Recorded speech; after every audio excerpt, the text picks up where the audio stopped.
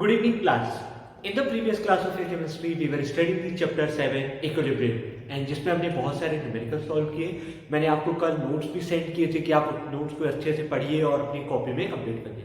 तो होप आपने वहां तक कर लिया होगा. ठीक है, अब हमें कुछ न्यू टर्म्स पढ़ना है. न्यू टर्म्स पढ़ने का मतलब ये है हमें उस फैक्टर्स के बारे में पढ़ना है, ऐसे फैक्टर्स जो इक्विलिब्रियम को क्या करते हैं, अफेक्ट करते हैं. ठीक है, यानी हमको क्या पढ़ना है, हमको पढ़ना है factors affecting equilibrium.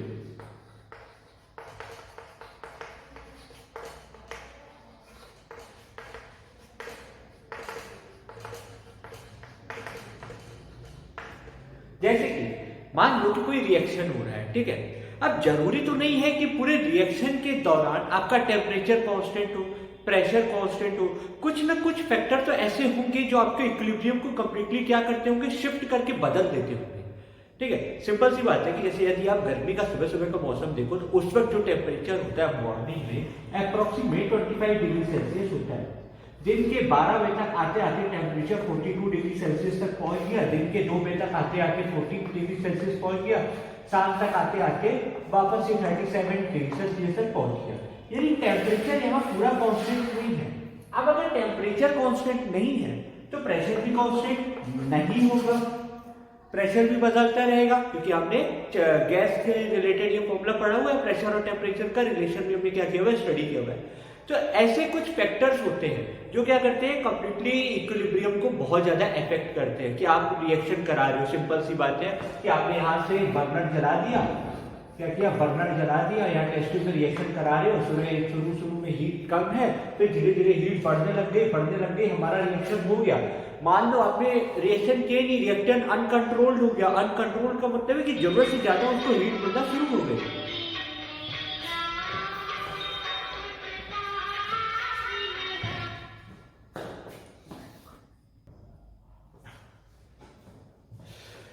Really sorry for the disturbance class. तो इसमें ये बोलना चाह रहा है कि जरूरत से ज्यादा यदि हीट उसको प्रोवाइड हो गई, ठीक है, कि जितनी हीट नहीं मिल रही थी, मान लीजिए कि आपका रिएक्शन 200 डिग्री सेल्सियस तक पूरा का पूरा हो चुका है, लेकिन आपने इसको ध्यान नहीं दिया, हीट बढ़ती गई, रिएक्शन पहुंच गया 300 डिग्री सेल्सियस में. तो अब ये मैं कह सकता था कि 200 डिग्री सेल्सियस में इक्विलिब्रियम अचीव हो गया है. जितना रिएक्टेंट प्रोडक्ट में उतना ही प्रोडक्ट रिएक्टेंट में. लेकिन अब तो यहाँ कुछ तो 300 सेल्सियस पे क्या होगा, पूरा का पूरा बदल जाएगा.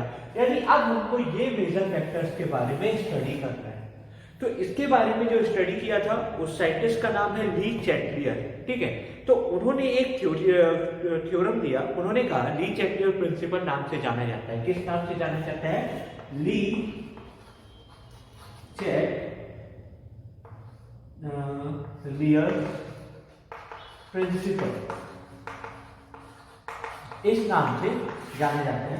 So he stated that it states that a change in any of the factors that determine the equilibrium condition of a system will cause the system to change in such a manner so as to reduce or to counter effect the effect of the change.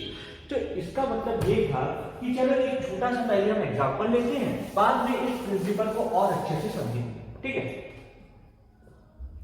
जैसे कि मान लो किसी एक normal आदमी की salary 20,000 रुपए है.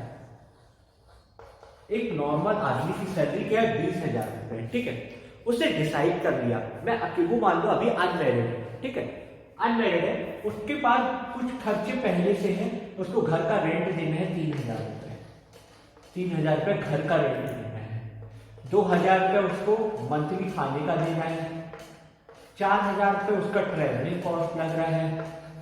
ठीक है, और मान लो उसके कुछ अदर एक्सपेंसेस है जिसमें वो 2,000 रुपये और खर्चा कर दे रहा है. पटान जो भी खर्चे करता हो, कुल मिलाकर के 5 और 6 11,000 रुपये उसके खर्च हो रहे हैं.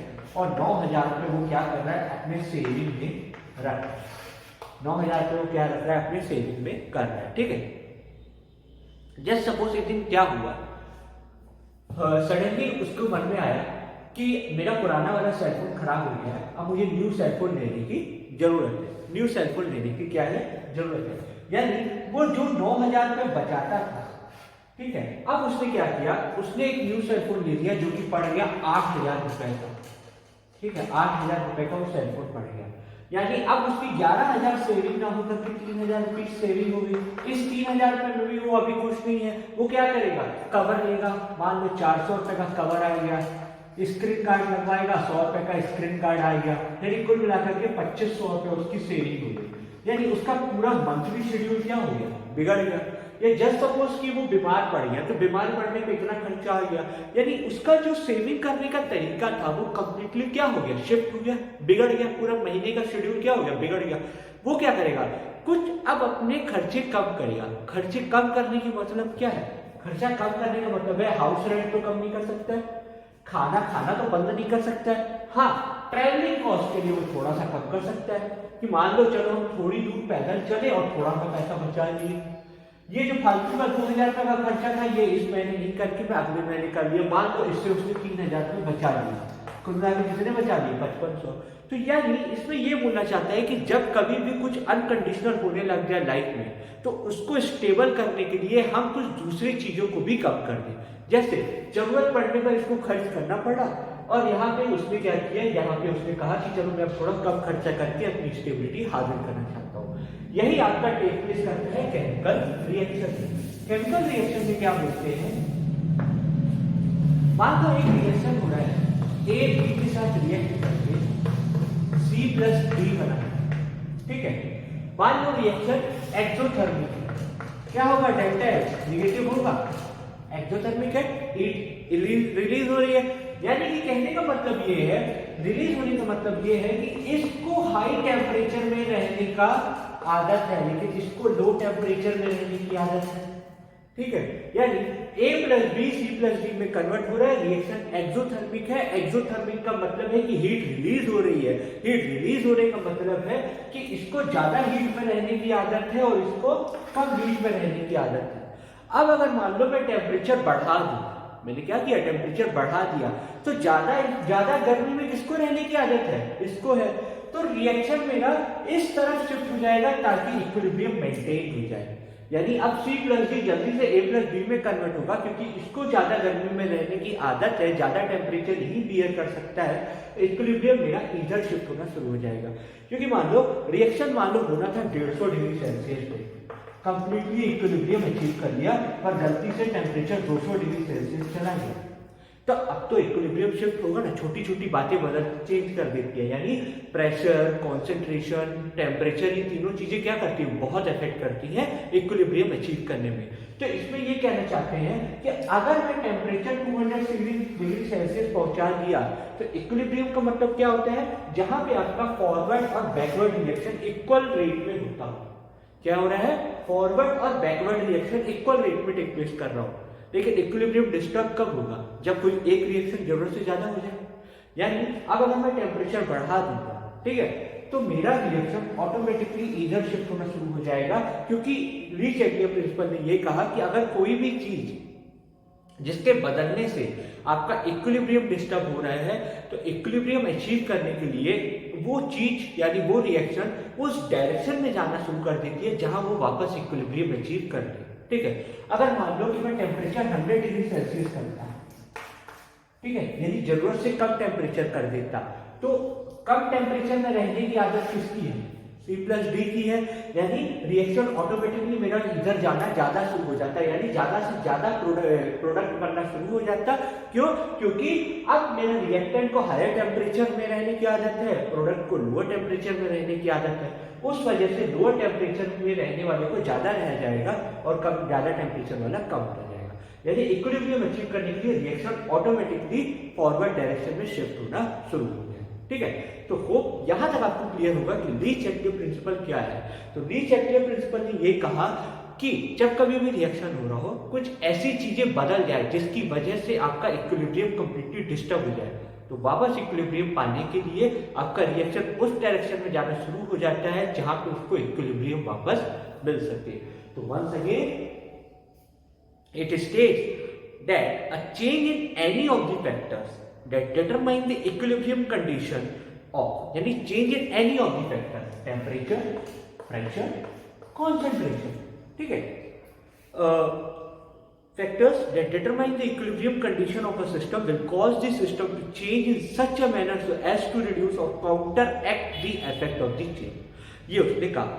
अब कौन कौन से फैक्टर हैं जो इक्विलिब्रियम को डिस्टर्ब करते हैं, मैं किसी दूसरी बुक से भी इसका डेफिनेशन बता देता हूँ।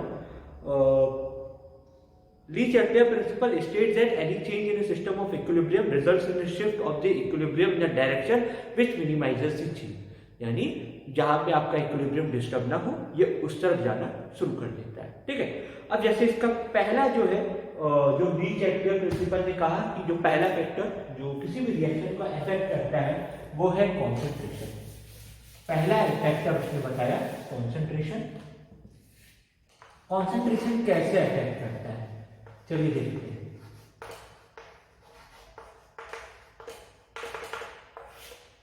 मान लो एक रिएक्शन हो रहा है H2 + I2 जो कि दे रहा है 2HI।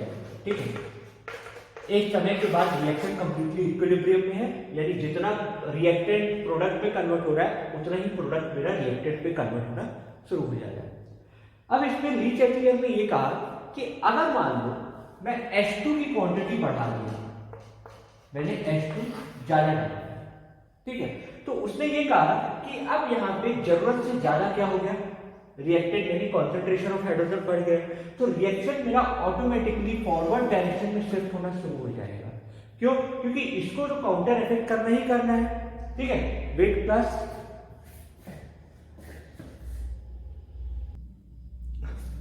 सो क्लास, जैसे कि मैंने आपसे कहा कि यदि मैं इसमें हाइड्रोजन एडिशनली डाल दिया, मान लो जब इक्विलिब्रियम अचीव होने के बाद मैंने एक तरफ रिएक्टेंट की क्वांटिटी क्या हो गई, बढ़ा दी, तो इसका मतलब ये बोलना चाहता है कि मान लो जैसे ये 1 मोल 2 मोल्स का प्रोडक्शन दे रहा है। ठीक है, तो उसके हिसाब से उसने कहा कि ये गैप फिल करना शुरू कर देता है, यानी जैसे यहाँ एक तरफ रिएक्टेंट कंटिन्यूअसली बढ़ गया, सडनली उसमें क्या हो गया, बढ़ गया, तो ऑटोमेटिकली वो क्या करना चाहेगा, वो अपने आप को प्रोडक्ट में कन्वर्ट करके वापस इक्विलिब्रियम अचीव करने की कोशिश करेगा।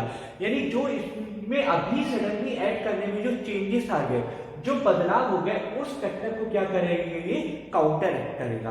तो इसमें उसने कहना चाहा कि यदि मैं किसी एक का, या मान लो मैं यहाँ पे HI की क्वांटिटी बढ़ा देता, बाहर से कहीं से HI मिला देता, ठीक है, यानी अब रिएक्टेंट से ज्यादा क्या हो गया, प्रोडक्ट हो गया, तो यहाँ पे इक्विलिब्रियम ऑफ मेरा पूरा डिस्टर्ब हो जाएगा।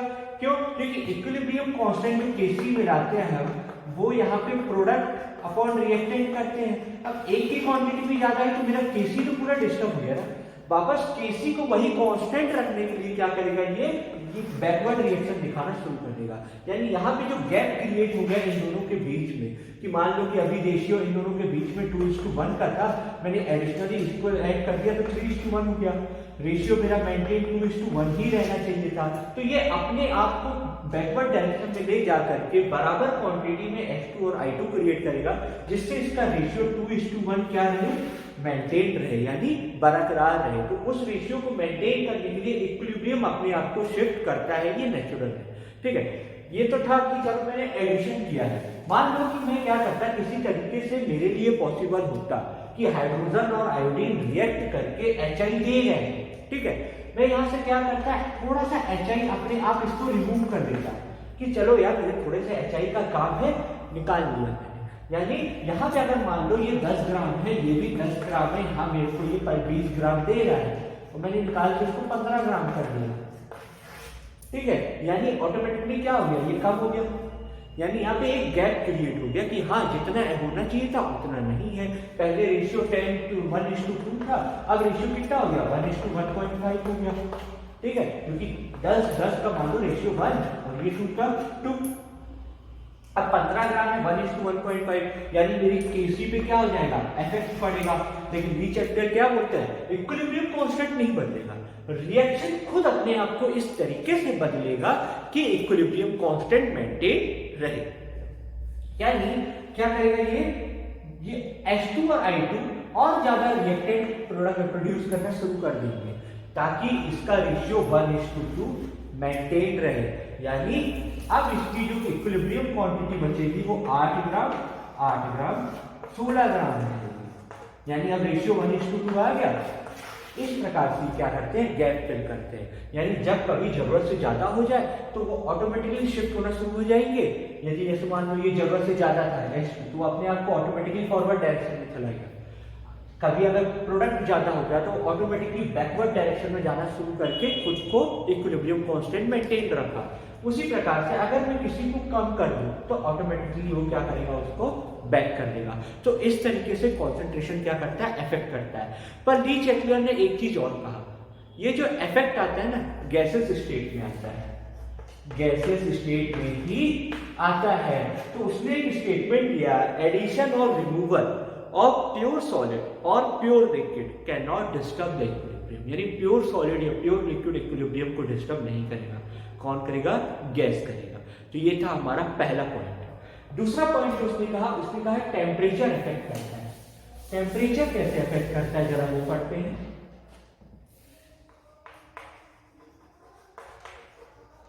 तो टेम्परेचर के लिए हमें पता है रिएक्शन दो प्रकार के होते हैं, एक होता है एक्सोथर्मिक और दूसरा होता है एंडोथर्मिक। एक्सोथर्मिक का मतलब क्या होता है, यहाँ हीट रिलीज हो रही है और यहाँ क्या होता है, हीट गेन हो रही है। ग्राफ से यदि पढ़ना चाहें हम तो यहाँ मान लो जैसे ये टेम्परेचर है और ये कॉन्सेंट्रेशन जो भी है, ठीक है, समय के साथ ये टेम्परेचर के लिए जा रहा है, ठीक है।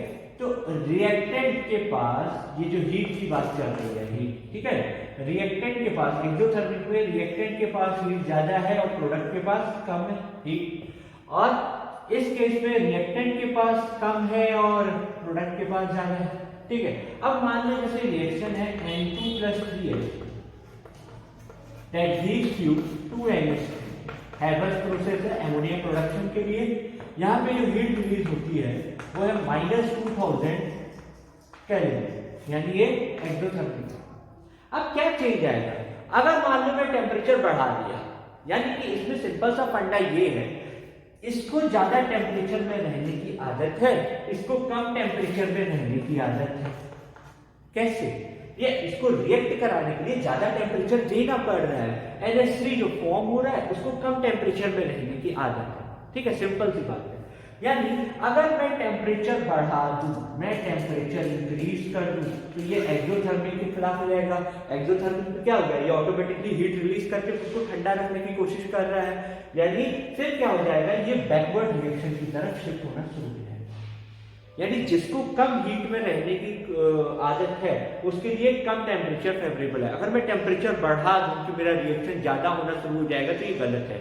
यहाँ पे एमोनिया वापस N2 और 3H2 में कन्वर्ट होना शुरू हो जाएगा, यानी रिएक्शन बैकवर्ड की तरफ क्या हो जाएगा, शिफ्ट हो जाएगा। हाँ, हालांकि अगर ये एंडोथर्मिक होता, ठीक है, तो अगर मैं टेम्परेचर बढ़ाता तो ऑटोमेटिकली रिएक्शन फॉरवर्ड की तरफ क्या होने जाता है, शिफ्ट होने लग जाता है। यानी ली चैटलर ने ये कहा कि जब कभी इक्विलिब्रियम अचीव होने के बाद अगर आप टेम्परेचर बढ़ाते या घटाते हो तो ऑटोमेटिकली रिएक्शन उधर शिफ्ट होना शुरू हो जाता है जो उसके लिए फेवरेबल कंडीशनल टेम्परेचर हो। जैसे कि टेम्परेचर बढ़ाने पर यहाँ पे फेवरेबल टेम्परेचर किसके लिए था, रिएक्टेंट के लिए था। टेम्परेचर कम करने पर यहाँ पे फेवरेबल टेम्परेचर किसके लिए था, एमोनिया के लिए था। तो अगर यहाँ मैं टेम्परेचर कम कर दूं,